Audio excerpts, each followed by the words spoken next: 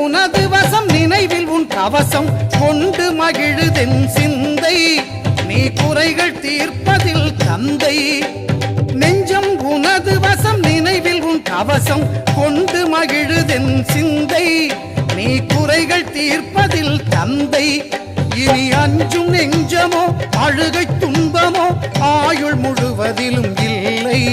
நான் அன்பு கணபதியின் பிள்ளை 3 தமிழ் வாங்க 4 பொருள் தந்து 5 கரத்தனை துதித்தாள் அவ்வை ஆனை முகத்தனை அழைத்தாள்